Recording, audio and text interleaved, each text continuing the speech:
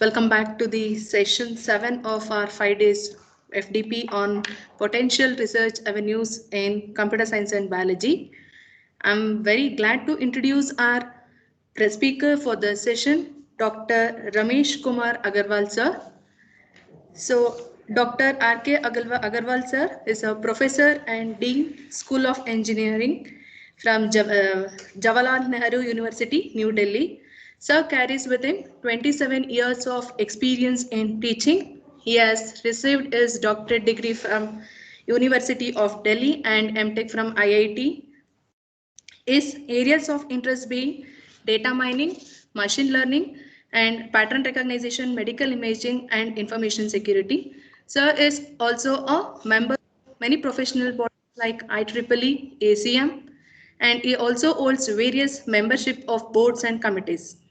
Sir has also published many papers in various journals and conference and with the H index of 21 and I-10 index of 56. He is also a reviewer of journals such as IEEE, Elsewhere and Springer. Sir has delivered around 150 lectures in invited talks, workshops, symposium and conferences. Sir has guided 15 PhD candidates and 5 are pursuing their PhD under his guidance. With this brief introduction, I would like to welcome our speaker for the session, Dr. R.K. Agarwal sir.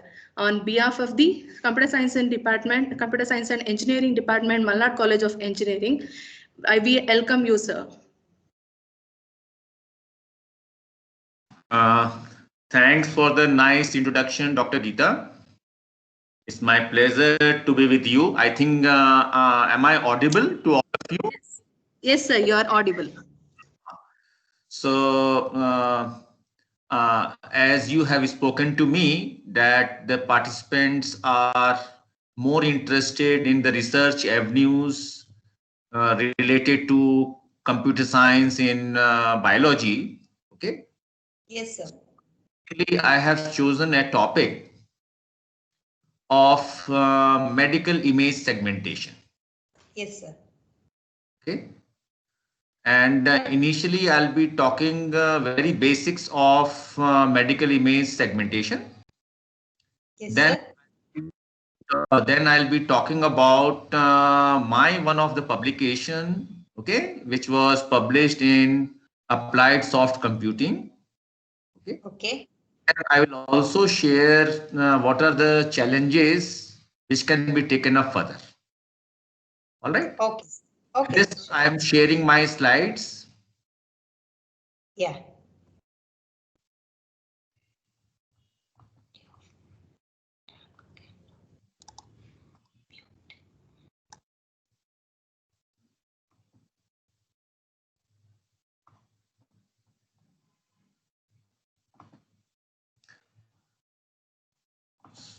So is this slide visible to all of you? Yes, sir. It's visible, sir. Okay. Thank you. Thank you. Okay, sir. Okay, sir. So I'll start with segmentation. What do you mean by segmentation?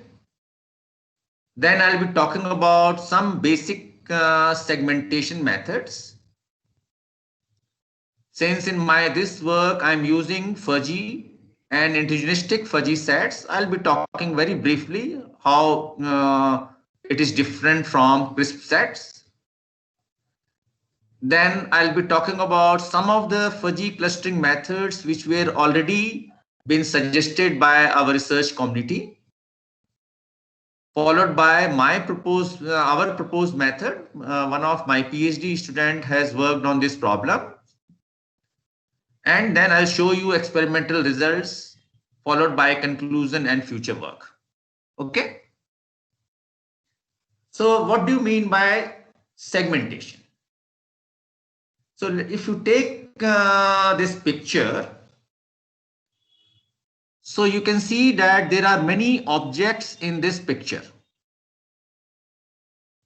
You have many trees.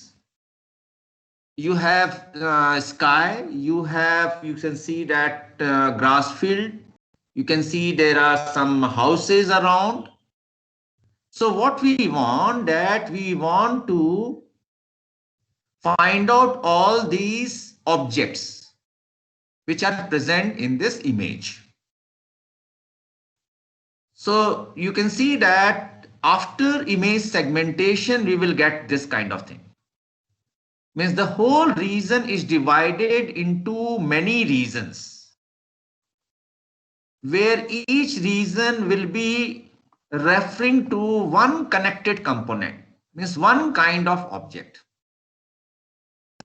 So you see that after dividing this image into many regions, so we can get one region as sky, then you have many trees, then you have grassland, and then you have road, and within this you have many houses. All right.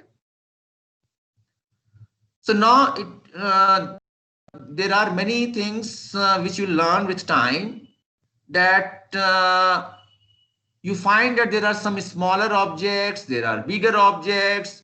How to how much level we should do segmentation to identify, because some of the objects may not be relevant. Okay, so I think we'll understand this little later. But what is the whole objective? Given an image, you have many objects. We want to find out all those objects present in this image. Now, you can see another example also. In this picture, you find that you have many leaves, you have flower, you have background. In this, again, you have background, then you have flowers.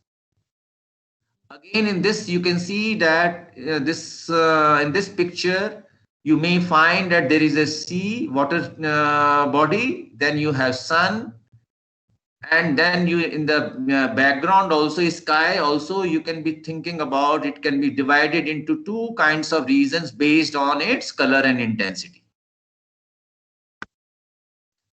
Now, similarly, you can see this in this picture.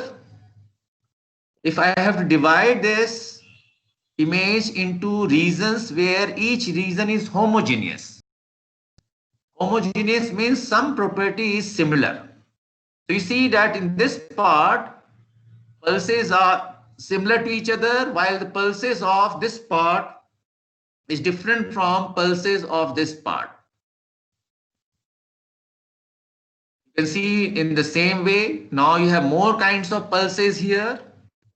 In this case also, you can see that we can identify different objects, different regions which are homogeneous. And these are many examples.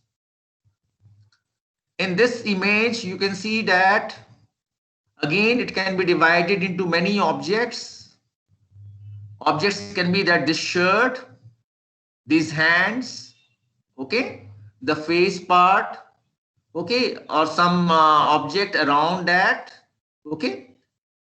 So there are many interesting problems where segmentation is being used. This is your satellite image. Now in this satellite image, we want to divide into many regions so that each region is homogeneous.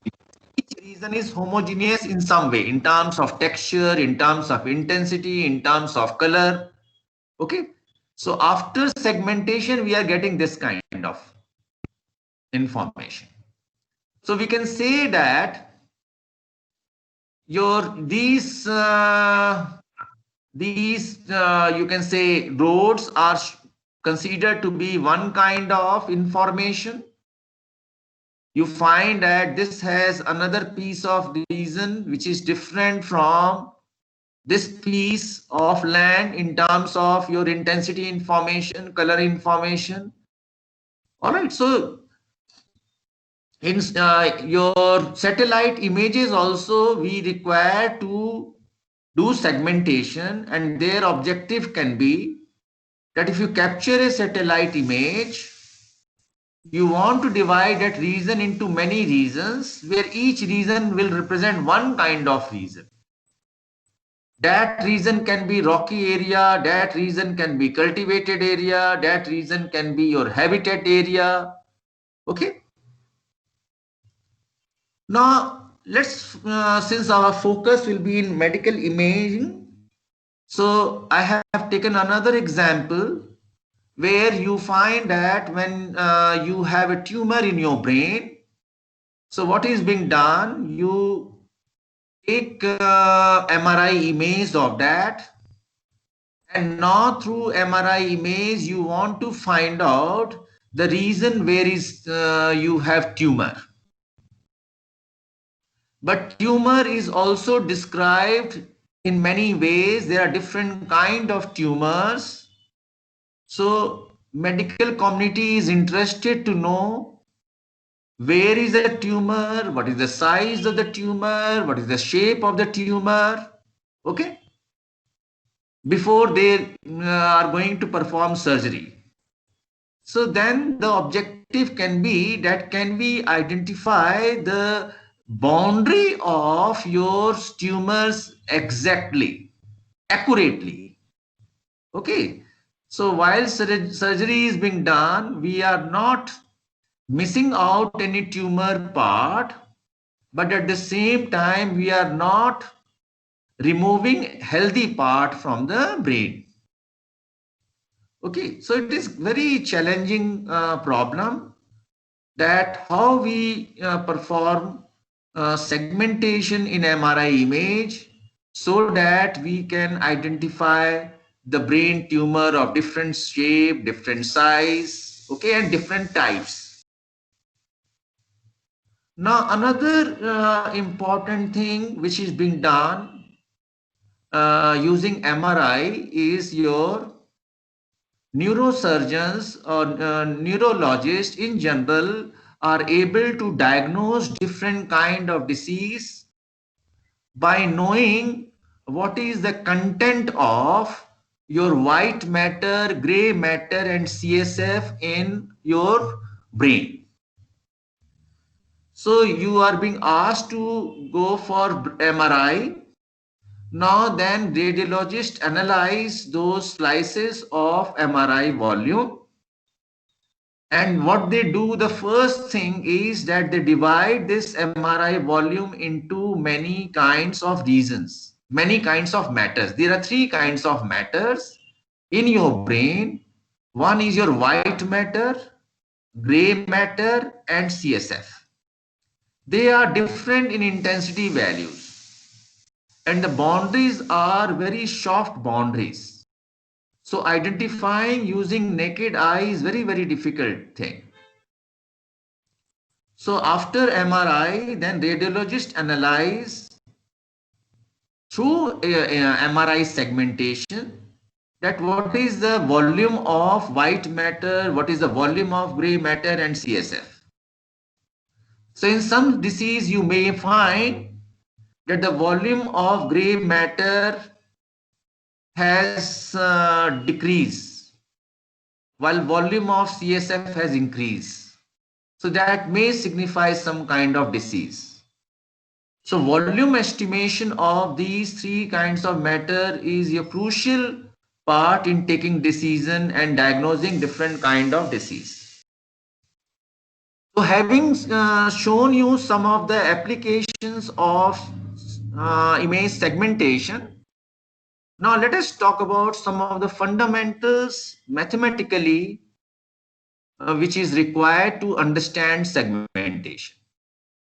So in this case, what you are saying, you are given an image and the whole region is represented by, let's say, R.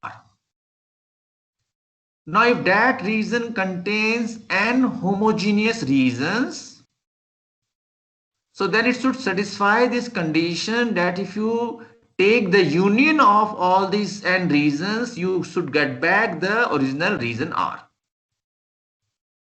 This is one property which you have to take care while you are doing image segmentation. Then another important point is that each one of these region I should be connected to itself. Means all the elements, all the pixels which are present in these regions they are connected to each other in terms of that they have similar kind of values. And then you say that if you take the intersection of any two regions, then no element should be common between the two. And since you are going to divide into many regions so that each region is homogeneous in terms of color or intensity or some texture, so you say that you associate a predicate and you say that the every values in this region should satisfy that particular property. And then if you take any union of these two and you look for that predicate, then that should not be satisfied. So these are some fundamentals which are important while you are developing any new image segmentation method. Now let's take one very simple example of image segmentation, where we say that f of xy represent what is the intensity at the coordinate position of xy. Okay, so f of xy represent intensity value at coordinate position xy. So in thresholding, what you do, you think about some threshold, and if the intensity value of any pixel is more than threshold, we associate, transform that value to 1. While if the intensity value is less than threshold, then at that particular point we associate the value 0. Means we are trying to divide the whole region into two kinds of region: foreground regions and background region. Foreground region is your object and background region is your background. And what is the simple mathematics? You take intensity value at every pixel. If that intensity is more than threshold, then the corresponding region will be considered as object. The point will be considered, you will be falling into the object, else that point will be part of background. So now this is when you have only one object and one background. But if you have, let's say, two objects present in a particular image, means two objects, one background, then you need to identify two thresholds. So where you say that if intensity at any point is more than threshold 2, you will associate one value. Well, if the intensity value is between T1 and T2, then you will be associating another value, B. While if the intensity value is less than T1, then you are going to give the pixel value to be some another value, let's say C. So you, after you assign the values A, B, C based on this function mapping, now you are saying that in image you have only three values, either A or B or C. So all pixels which have value A, that will be representing one kind of pattern, while intensity which is represented by B will be representing another kind of pattern, and intensity which is represented by C after transformation, that will be represented by that will represent third region. Okay, so if you have more number of objects, you need to find out more thresholds. So if you have three objects including background, you require two thresholds. So if you have four objects along with background, you require three thresholds. So similarly, if you have n objects along with background, you require n-1 threshold. Okay, so you can see this picture, that let's say you are given a picture and you first compute histogram of intensity of that image.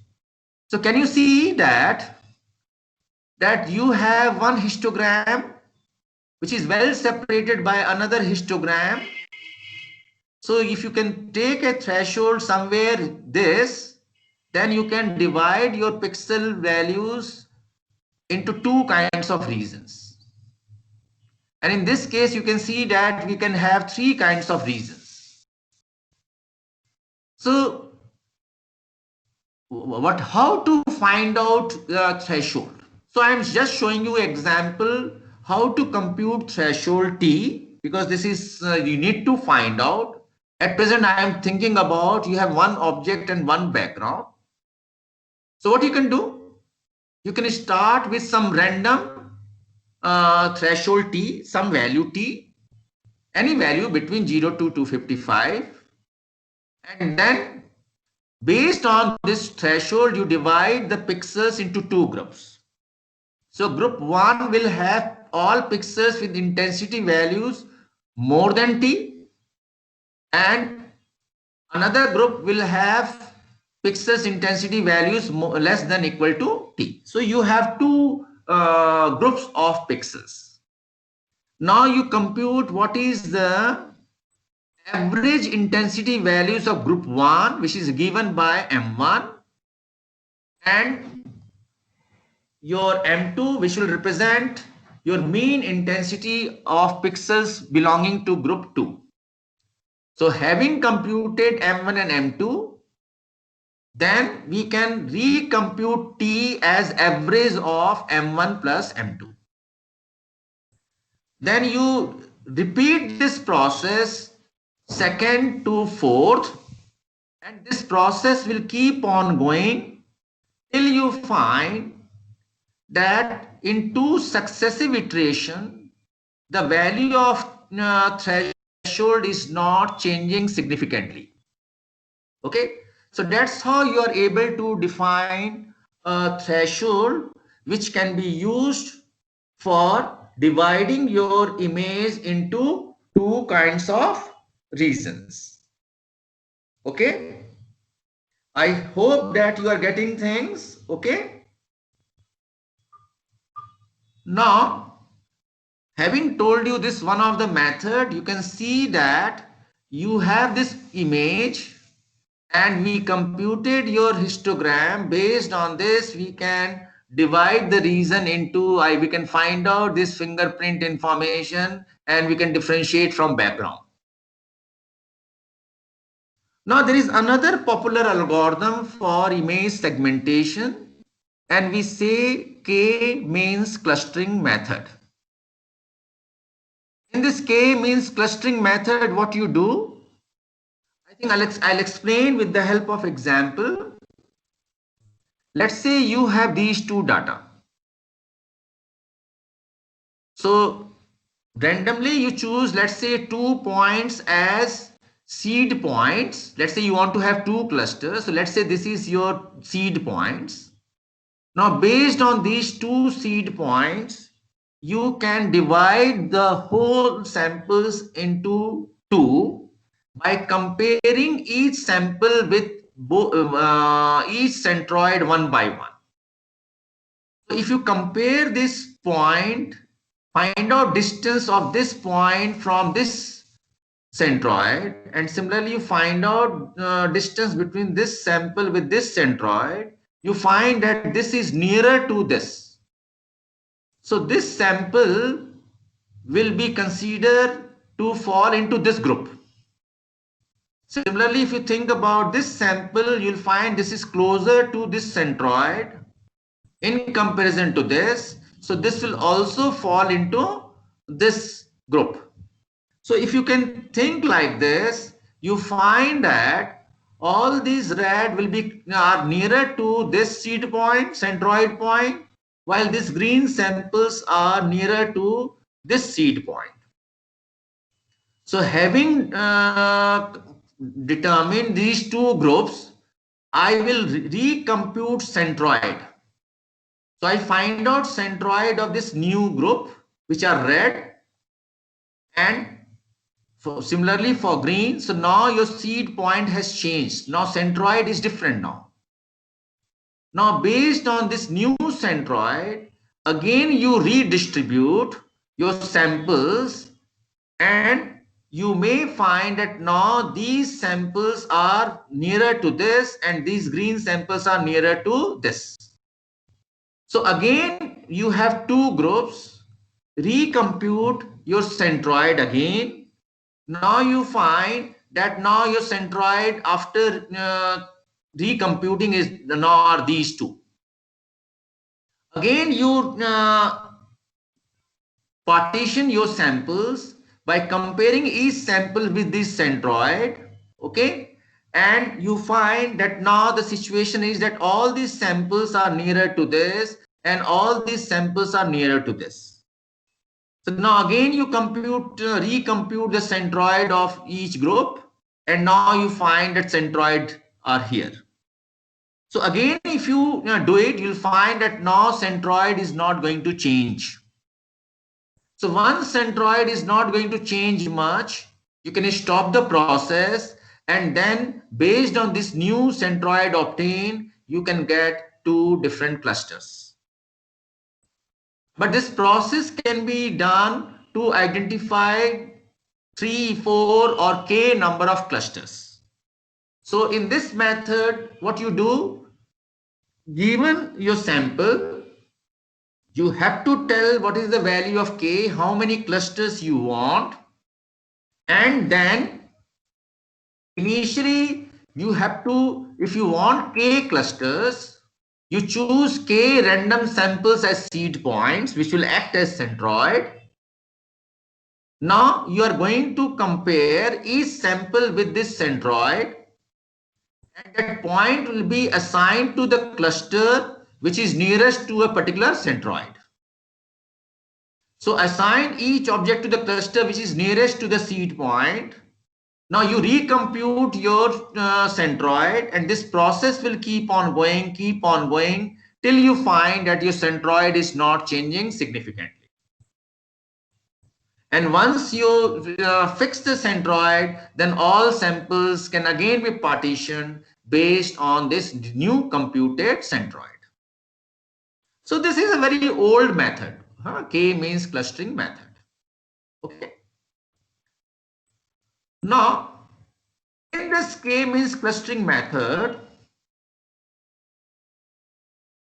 if you see mathematically what it looks forward, you say that, let's say d square is your Euclidean distance. And what is this Euclidean distance? This Euclidean distance is between your sample J with the centroid Vi. So you want to find out your centroid in such a way, you don't know what are the centroids. So you want to find out centroid in such a way so that when you assign these samples, you find out the distance between a sample with this centroid. Then you want that within the cluster, the samples should be forming a, the scatterness should be minimum. Means distances with the centroid should be as minimum as possible. So that will form one cluster. And you want that all samples, all clusters, if you sum them together, their scatterness, that scatterness should be as minimum as possible.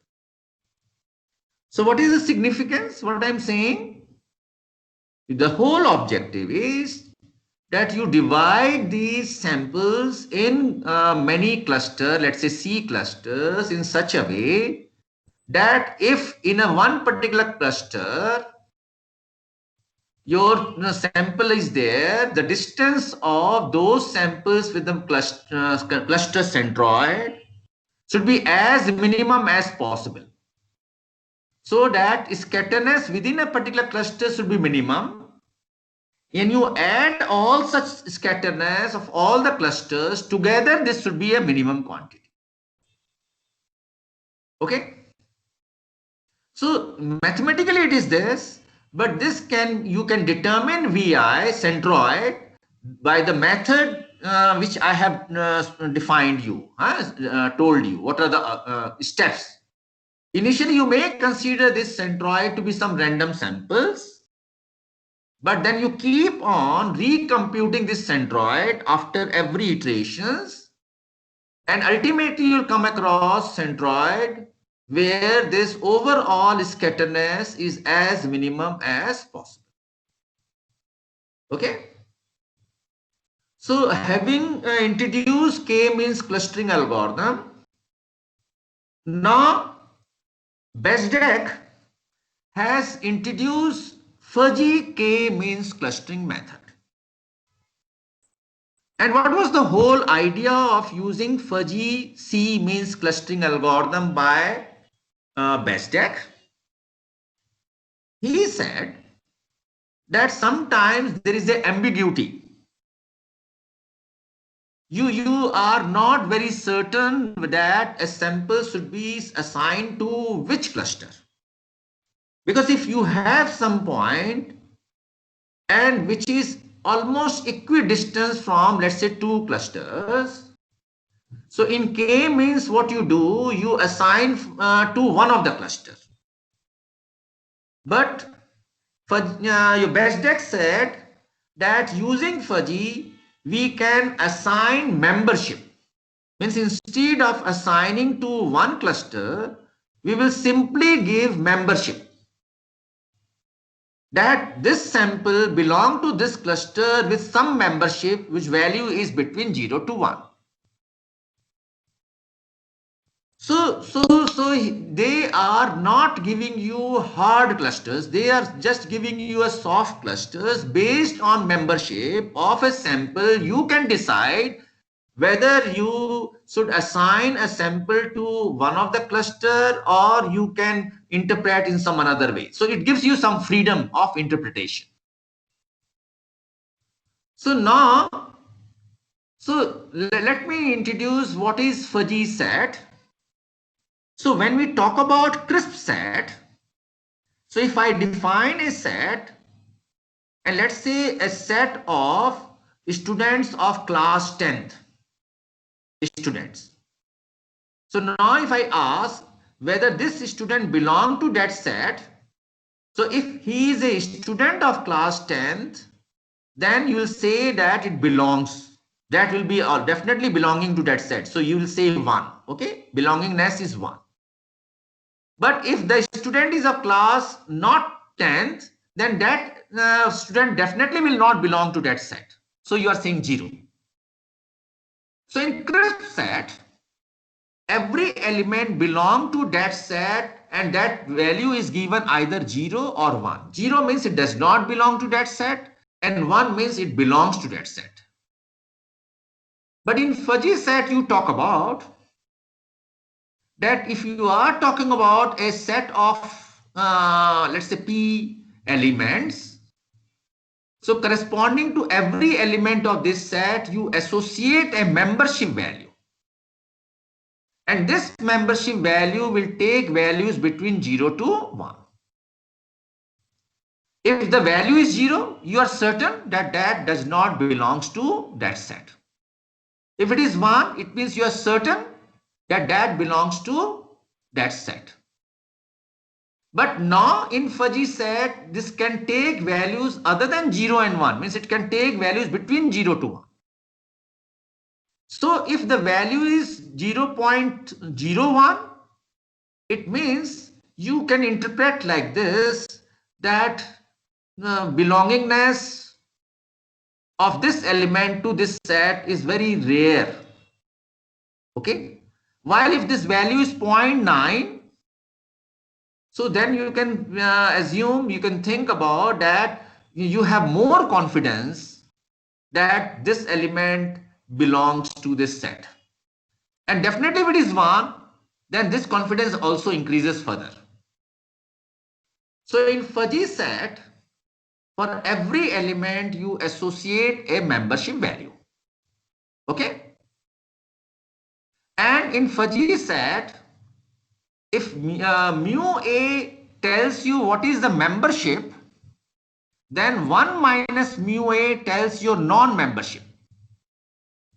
So if you are saying mu A is 0.9, then your nu A will be 0.1, means non-membership value is given to be 0.1. Any doubt? And do you have any question? Okay. So if there is no question, all right. So I'm saying that in fuzzy set, when you are given a particular set of elements. With every element, you associate a membership value, and this membership value can take values between 0 to 1. While in the crisp set, the value was only 0 or 1.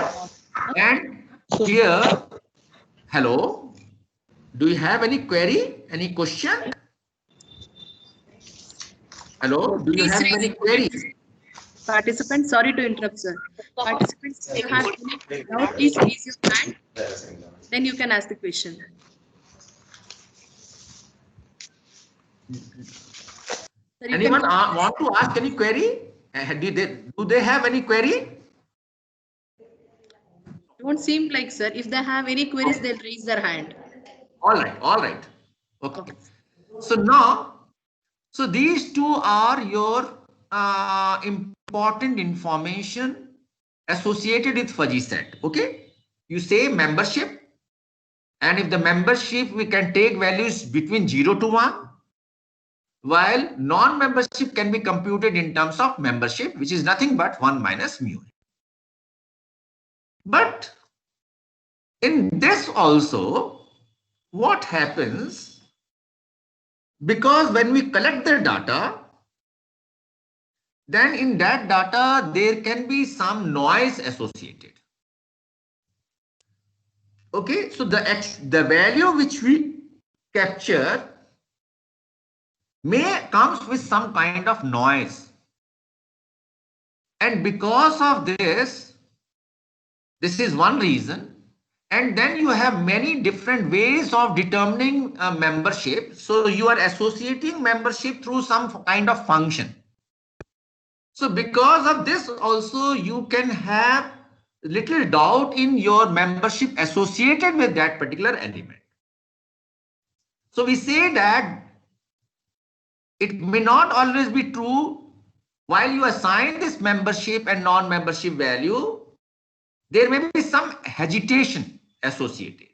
So then in 86, 89, in the research work of Antonosov, they have introduced introgenistic fuzzy set, which is nothing but type 2 fuzzy set. And it will take care, it will also measure what is the hesitation associated while you are assigning membership value. So now he has defined that your mu cx tells you membership, nu c tells you non-membership, and the sum of these two will always be between 0 to 1. But he has also associated a new membership. We say hesitation degree. It will measure hesitation. And this will be equal to nothing but 1 minus mu c minus nu c. So if you say that membership is 1, so then there's no uncertainty. There's no hesitation. In that case, your hesitation will be 0. While if let's say mu c is 0.5 and nu c is 0.3, then you are saying that the hesitation is 0.2. Okay, so now he has introduced a new membership of which we can associate with hesitation associated while you define membership. And so in literature there are many, but one one way of defining negation function, okay, that is non-membership function, was given by Suseno, and this was in terms of membership. So if you have X is the membership, then this non-membership negation function can be given by 1 minus X divided by 1 plus lambda X. Okay, so there are ways by which you can find out what is the negation function or non-membership function in terms of membership. So given a membership function, you can find out what is the non-membership function.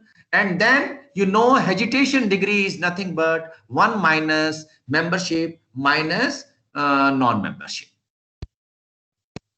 So having introduced this, so then in one of the literature, now they are saying that if you are given an image, and let's say that image is of size m by n, and the intensity in that image is between 0 to L minus 1, then your image will be represented now in terms of 3 quantities. Okay. And those will be what? What is the intensity value? What is its membership value corresponding to that intensity? What is the non-membership value corresponding to that intensity? So it is represented in terms of 3 tuple. So every pixel will be represented instead of 1 intensity value. Now it will be associated with 3 tuple value. Now how to find out this membership corresponding to given any intensity xj? So there is a very simple way of doing this. Given an image, you find out what is the minimum intensity in that image, what is the maximum intensity in that image. Then every intensity will be transformed to this membership value given by xj minus xj minimum divided by xj maximum minus xj minimum. Okay. So let's take an example. If xj is your minimum value itself, then membership is 0. If xj is your maximum value, then this will be what? This will be value 1. Means all intensity with maximum value will be assigned intensity value 1, and all intensity with the minimum intensity value will be assigned membership value 0.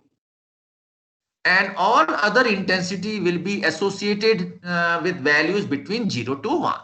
So can you see that now every pixel with intensity xj is mapped to a membership function which takes values between 0 to 1. Having computed this membership value, we can easily compute your non-membership value by the formula which is given by this. So I know my non-membership value by 1 minus membership value divided by 1 plus lambda into membership value. Okay. So having represented this, now we'll talk about what are the methods people have used using fuzzy and its variants. So you see that I told you that Bezdek in 1981 has proposed FCM, which allows ambiguity to be handled. Means a sample can belong to more than one cluster with different membership, but the sum of this member should be equal to 1. And for this, he has solved this mathematical optimization problem. And if you see, this is different from k-means. If you go back, what is the difference? The difference is in our original k-means, this mu ij raised to power m was not there. Otherwise, everything is same. You can check it. In k-means algorithm, our equation was that we wanted to minimize this sum of this square of the distance. But in FCM, they have introduced another term here where every Euclidean distance is multiplied by your membership.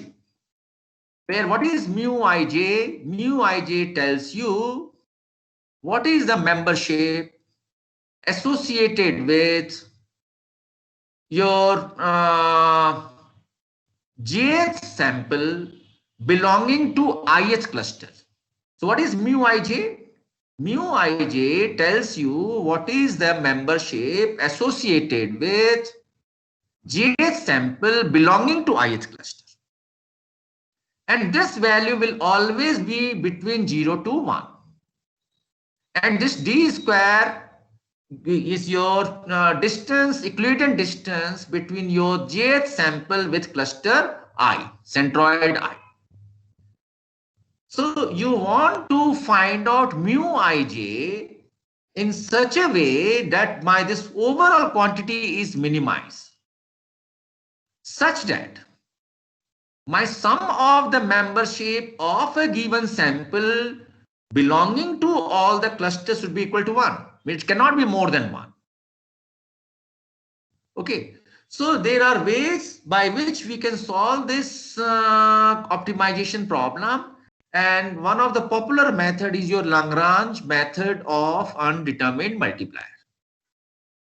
So using Lagrange method of undetermined multiplier, you can find out what is your VI centroid and what is your membership, that is your mu ij. Okay. And now you can solve this by iterative process, and after some time you'll be able to know what is VI and mu ij. So if mu ij means if mu ij value is very high, then it suggests that the membership of belonging to that jth sample of ith cluster is more. But what is the problem? The problem is that this FCM method is sensitive to the noise. If there is some intensity value of a pixel during acquisition, if it has come up with some noise, means it has added some value or the value has decreased because of some other reason, then in that case, your output of this FCM method may not be good. So to handle this, that it is not sensitive to the noise, okay? So in one of the work, they have introduced one more component, okay? And what is that component? In this case, they have added a regularization term. Now this regularization term allows that it can take care of noise. Okay. All right. So if some pixel is noisy pixels, so then because of this term, you will find that the effect of that noise in segmentation will be less. Okay. So you are saying that in this particular method, you say in literature, we say regularization. So in this regularization term, we are talking about for a given pixel, you find out its neighbor, and that neighbor should also be nearer to your centroid. So if it is a noisy pixel, then this value will be, then this value will increase. And that's how they'll be able to handle noise. So this work was suggested by Ahmed et al. In 2002. And then they have solved against using Lagrange method of undetermined multiplier. And in their case now, you can see that your membership value and centroid value has changed in comparison to your this, which was given by Bestek. Okay. So it was noted that the performance of this method was better than FCM method. Okay, when there is a noise. Okay. All right.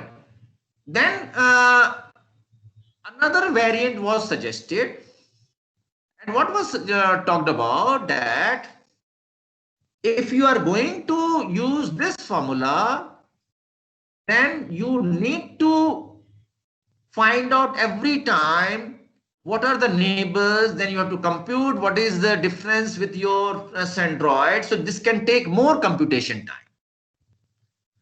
So instead of that, what they did, for every pixel, they have computed based on its neighborhood, what is the new value at that jth pixel.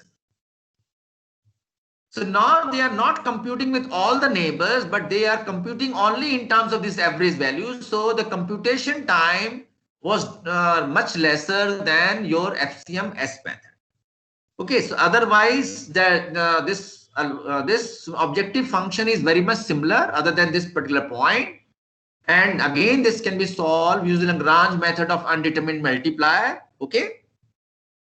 And it was found that the result has improved.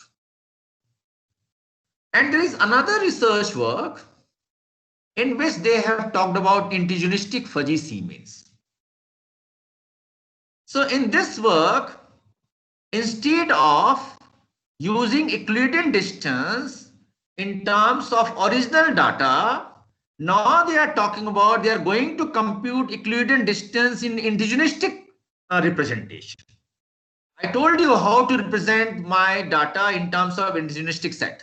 Okay, fuzzy set, intuitionistic fuzzy set. So you are saying that your Euclidean distance will be measured not in Euclidean distance, but in terms of intuitionistic fuzzy set. So this is the only difference, and they propose intuitionistic fuzzy C-means algorithm. Okay. And then they computed using Lagrange method of undetermined multiplier, because now you need to know mu ij, and then you need to know your Vi, while Vi will be computed in terms of your membership of Vi, non-membership of Vi, and your agitation associated with representing Vi. No, but this method has two drawbacks.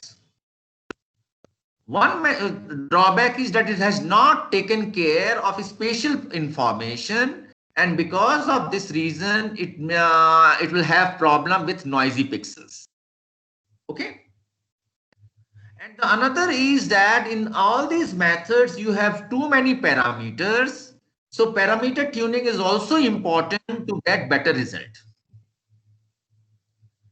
So looking into these two problems, okay, once you found that these are the two problems, we thought of suggesting a new method which can solve the problem of noise, and then it is also able to incorporates local and local spatial information and gray level information. Okay, and this should also be free of parameter tuning.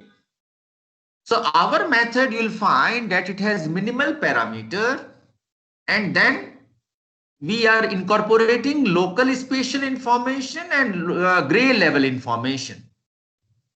Okay. And then we are considering similarity of pixels in a specified window to improve the performance. And to find out what is that value, so you can see that we have defined a new term that is your intuitionistic fuzzy factor Hij, which is represented in terms of your Euclidean distance between a spatial coordinate, and then we are also looking into similarity values between ith and kth pixel. Okay. So we have defined a new intuitionistic fuzzy factor in our methodology, and now in our case you find that this was your already a term mu ij raised to power m d square. This term was already there in IFCM algorithm, but we have multiplied this with your Hij. This is our modification, and in this Hij we are considering both local spatial information and gray level information. Okay. And we have solved this using Lagrange method of undetermined multiplier, and we are able to compute your membership value of belonging of jth pixel to ith cluster. Then similarly, we found what is the membership of each centroid, non-membership of each centroid, and your agitation degree in assigning membership. Okay, So yeah, we can solve this iteratively to get the values of mu ij, mu v, nu and pi. Okay, and then we have compared in this work performance with some well-known algorithm. Those are IFCM, FLICM, ENFCM, FGFCM, and many more on two publicly available brain datasets. Okay, these are publicly available, and one is your simulated MRI brain, another your real MRI brain. Now on this, these data sets are available on these two links. Okay, and to measure and compare the performance, we have used one performance measure, that is your similarity index. So we already have ground truth available for every MRI slice. Okay, so we know that which voxels should be white matter, which should be gray matter, which should be your CSF. So this information is already available. So while we do segmentation, after segmentation, we get white matter, gray matter, CSF by our method. We compare our result with your ground truth, and then we can find out what is the similarity between our proposed and ground truth values. So higher is this value, better is the method. Okay, and this value will be closer to 1. It is considered better. Then we also consider two other performance measures, and those are false positive ratio and false negative ratio using this formula. All right. Now, so you can see that we have taken many slices, and what I'm saying that first, given the slice, we have removed skull from the image slice. After taking out skull, then we use different methods. So your first method, first is your result, okay, which is your original T1 weighted image with 1% noise. Then this is your after skull stripping, and this is your ground truth available, okay. And these are the results of different methods. So with naked eye, it is very difficult to find out which one is giving better performance. Okay, so there are many methods which we have used. All these are methods. You can find that these are the different methods. Okay. And now if you see through table, I think this will be more visible, more clear. So we have considered different kind of noise in this MRI slice, and you can see that our row similarity value is better than existing methods. Okay, and our false negative rate is also less in comparison to other methods. And now for when I say bias terms, instead of 0 we have considered 20, then we can see that still our result is better in comparison to other methods, both in terms of similarity and your false negative rate. And these results are shown on simulated MRI brain images with different noises and INU, that is your bias correction, okay, bias field, non-homogeneous data. So that this result was for white matter. Now this is for gray matter. Similarly, you can see in most of the cases our result is better than existing methods. Okay.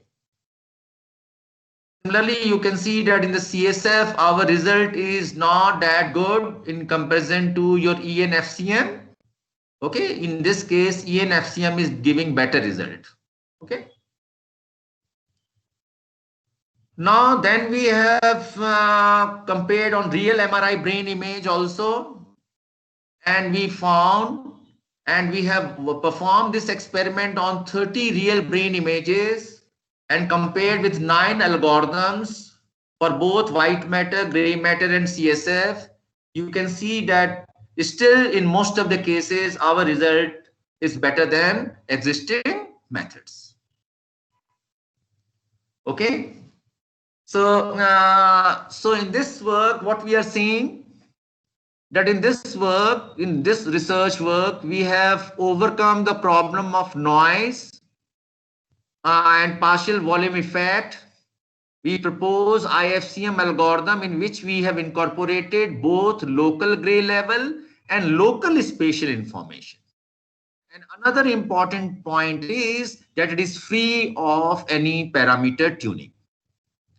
So when you compare this result quantitatively, it can be seen that IFCM performs better in comparison to other existing algorithms for white matter and gray matter. But yes, for CSF, our result is not that good.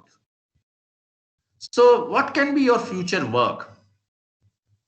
Okay. So the future work can be that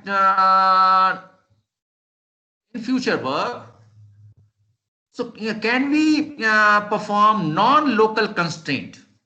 So at present we have taken care of local constraint, means neighboring pixels. But can you have some other constraint which can improve the performance? Then another is your segmentation performance can be improved by constructing indigenistic fuzzy set from multiple fuzzy sets, not from one fuzzy set, but from multiple fuzzy sets. Okay. So where hesitation degree will help to determine suitable membership function. Okay. So you are at present in this work, we have chosen only one fuzzy set and we have constructed your internistic fuzzy set using that. But you are saying that you can construct internistic fuzzy set from multiple fuzzy sets. Okay, so I think that is from my side. I have kept some time for some queries. Okay, so I think now I'm ready to take queries from you. Okay.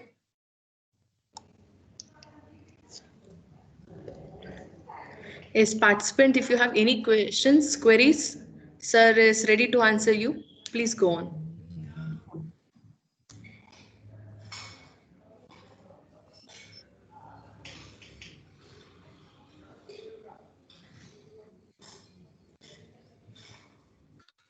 Hello, any query?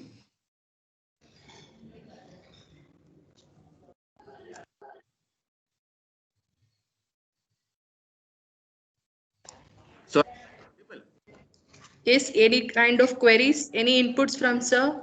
If you are willing to know, you're open for it.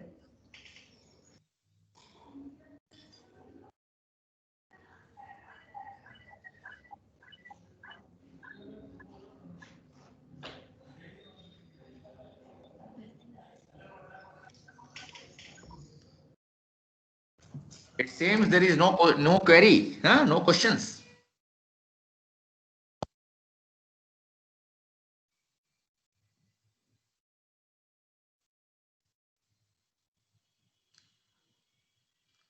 Hello, Dr. Geeta. Yes, sir. So any query from audience? Yeah, we are open for that. We are not receiving any queries. Okay. Anyone with any query? Okay, sir. We don't have any queries. Okay. All right. Okay. Okay, sir. Okay, 1 second. Yes, sir has enlightened us with his knowledge on right from the segmentation using many of the algorithms right from the k-means, and till this IIFCM he has shown us the results also. So hope this session was very helpful for all the participants. Thank you so much for delivering such a good session and an informative session, sir. Thank you. Thank you, Dr. Geeta. Thank you. Thank you. On behalf of all the participants, wholeheartedly we thank you, sir. Welcome, welcome, welcome, welcome. We'll surely Okay, meet again, sir. so I should terminate the session? Yes, sir. Okay, thank you. Thank you. Thanks. Thank you.